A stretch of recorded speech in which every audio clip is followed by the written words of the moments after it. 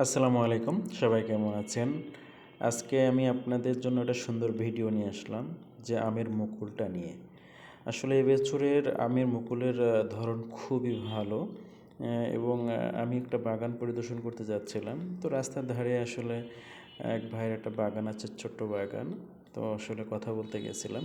তো তার অনুমতি নিয়েই ভিডিওটা করলাম।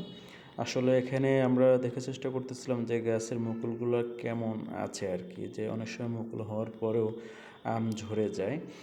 তো এবার মুকুলগুলা আমার দূর থেকে দেখে খুব ভালো লাগতেছিল। আমি সেই মুকুলগুলোকে ভিডিও করলাম আপনাদের জন্য, যে এবছরে আসলে আমরা হয়তোবা আমরা এই মৌসুমে আমাদের বাংলাদেশের মানুষ প্রচুর পরিমাণে আম পেতে পারবে। আম তো আপনি জানেন সবার কাছে খুব অসাধারণ লাগে। আর আমের প্রকৃতির যে ন্যাচারাল আমটা, এটা আসলে আমাদের পাওয়া অনেকের সৌভাগ্যে হয় না। আমরা যারা বিশেষ করে দক্ষিণবঙ্গের দিকে আছি, প্রথম আমটা আমরা সাতক্ষীরা যশোর থেকে আসলে সাপ্লাই বিভিন্ন দেশে যায়, এবং সেখানে আমরা আসলে দেখতে পাই আমের যে একটা সুন্দর একটা ফ্লেভার বলতে পারেন, আমের যে স্বাদ সেটা আমরা পেয়ে থাকি।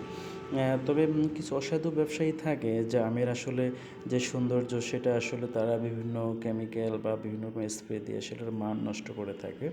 তো আমরা এবছরে চেষ্টা করতেছি যে এটার বিষয় নিয়ে একটু কাজ করব, যে কোন বাগানে কেমন আম আছে।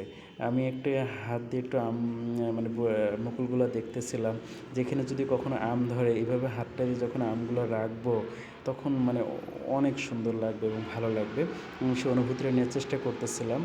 আমরা আশা করতেছি যে এই বাগানের আম যতগুলো গাছ আছে, প্রত্যেকটা গাছে